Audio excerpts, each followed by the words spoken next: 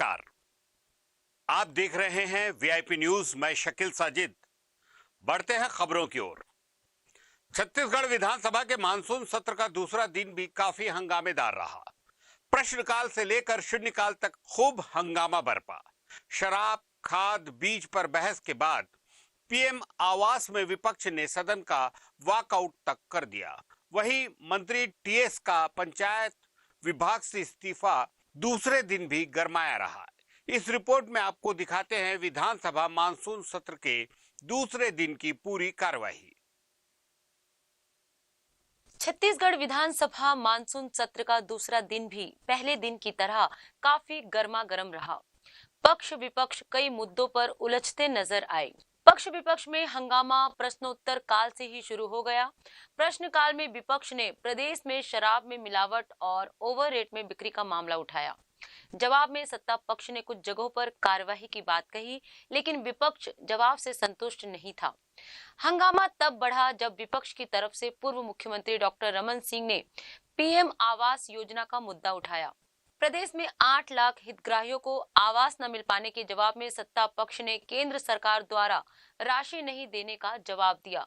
फिर क्या था, पूरा विपक्ष हंगामा करते हुए, नारेबाजी करते हुए सदन से बहिर्गमन कर दिया। मेरा प्रश्न प्रधानमंत्री आवास योजना के अंतर्गत छत्तीसगढ़ में 19-20, 20-21, 21-22, 22-23 और उसके पहले भारतीय जनता पार्टी की जो सरकार थी 17-18, 19-20 के आवास योजना के बारे में प्रश्न था।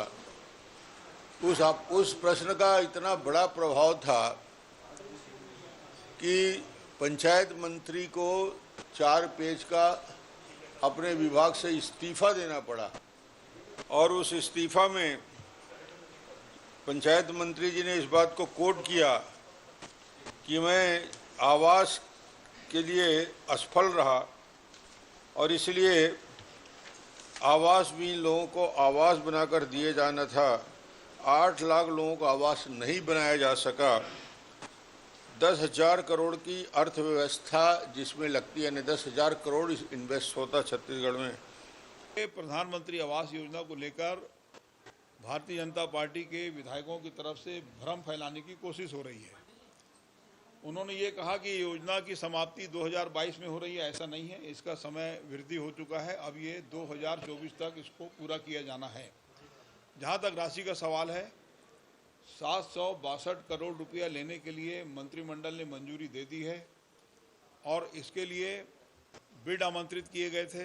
पंजाब नेशनल बैंक की तरफ से बिड भी दिया गया था, लेकिन बाद में रिजर्व बैंक ऑफ इंडिया ने ये कंडीशन डाल दिया कि कोई भी योजना या कोई भी निगम या कारपोरेशन, जैसे हमारा ये हाउसिंग कारपोरेशन है प्रधानमंत्री आवास का, उसके वायबिलिटी के ऊपर लोन दिया जाए। वायबिलिटी मतलब ये कि वो खुद कोई काम करे और उससे जो आय अर्जित हो उससे पटे। स्टेट बजट से यदि ऋण पटाने की बात का कंडीशन है तो उसको ना दिया जाए। तो एक तो रिजर्व बैंक ऑफ इंडिया की तरफ से ये कंडीशन आने के कारण ये स्थिति निर्मित हुई। दूसरा ये था कि भारत सरकार की तरफ से जो छत्तीसगढ़ सरकार को पैसा लेना है, वो पैसा भी अलग अलग माध्यम से कुछ अड़ंगा लगा के वो लोग प्रदान नहीं कर पा रहे हैं।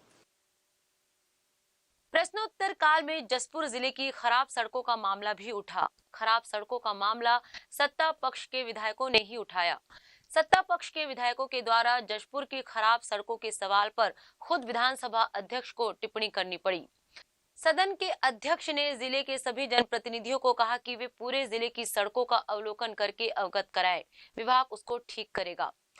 शून्यकाल में विपक्ष ने प्रदेश के किसानों के लिए सरकार द्वारा खाद बीज आवंटन का मामला उठाया। विपक्ष ने इस मामले में स्थगन भी पेश किया। खाद बीज के मामले में विपक्ष ने स्थगन भी पेश किया। स्थगन पर विपक्ष ने खाद बीज के मामले में तर्क सहित अपना पक्ष रख के स्थगन को ग्राह्य करने की मांग की। प्रदेश में पूरे जो सड़कें हैं गड्ढे में तब्दील हो गई है। 15 साल में जो सड़कें बनाई गई डॉक्टर रमन सिंह जी की सरकार में, आज इस सरकार की स्थिति नहीं है वो सड़कों के रिपेयर करा ले। और कांग्रेस के विधायक उठा रहे इस बात को, बाकी दल के विधायक उठा रहे हैं, लेकिन पूरे यदि कहीं सड़कें बन रही है तो उसके लिए केवल एक जिला चिन्हांकित है। और एक जिला के सिवाय पूरे प्रदेश के सड़कों के मामले में दुर्गति हो रही है। हम लोगों ने पहले ही कहा था कि रिपेयर के लिए इतना पैसा बजट में रखनी चाहिए कि आप नए सड़क मत बनाइए, लेकिन जो सड़कें बनी हुई है पूर्व में, वो सड़कें चलने के लायक हो। मानसून सत्र के पहले दिन की तरह उम्मीद जताई जा रही थी कि दूसरा दिन भी हंगामे की भीड़ चढ़ जाएगा, लेकिन दूसरे दिन विपक्ष ने अपने मुद्दों को सदन में उठाने की ठान रखी थी, इसलिए चर्चा भोजन अवकाश तक चली। विपक्ष का आरोप है कि प्रदेश में किसानों की हालत खराब है, विकास ठप है, लेकिन सरकार ध्यान नहीं दे रही है। लेकिन सत्ता पक्ष विपक्ष के आरोपों को सिरे से नकारते नजर आया। खरीफ की बोनी का जो काम है वो 60% से अधिक बहुत सुगमता से हो चुका है। बचे हुए जो बोनी है, रोपाई का काम है, पानी आने के बाद वो भी बहुत अच्छे से चल रहा है। किसान खेत में है, किसानों के सामने कोई परेशानी नहीं है, नंबर एक। दूसरा, बीज की सप्लाई के बारे में उन्होंने अपने स्थगन के माध्यम से सारी बातें कही हैं। छत्तीसगढ़ में बीज पर्याप्त उपलब्ध है और जितना उठाव होना चाहिए बीज उठाव होता है, इसीलिए शॉर्ट टर्म लोन का विस्तार किया जाता है।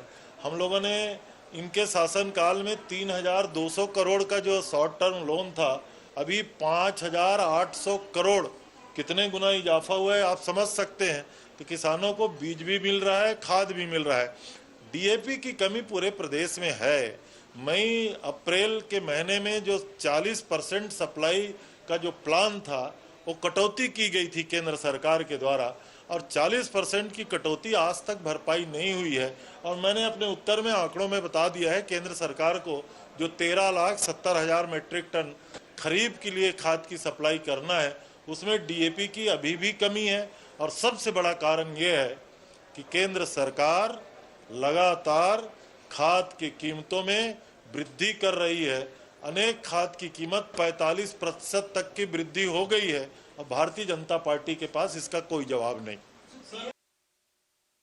सदन की दूसरे दिन की कार्यवाही खत्म होते तक विपक्ष आक्रामक रहा है और आने वाले समय में विपक्ष के ऐसे ही तेवर देखने को मिल सकते हैं, क्योंकि अभी विपक्ष के अविश्वास प्रस्ताव पर चर्चा होना बाकी है। हंगामा तब भी उठेगा जब मंत्री टीएस सदन में उपस्थित होंगे, और हंगामा तब तक चलेगा जब तक पंचायत और ग्रामीण विकास मंत्रालय से टीएस के इस्तीफे का पटाक्षेप नहीं हो जाता। हालांकि उसके पहले सरकार अनुपूरक बजट भी पेश करेगी, जिसमें खुलासा होगा कि प्रदेश की जनता के हिस्से क्या आया।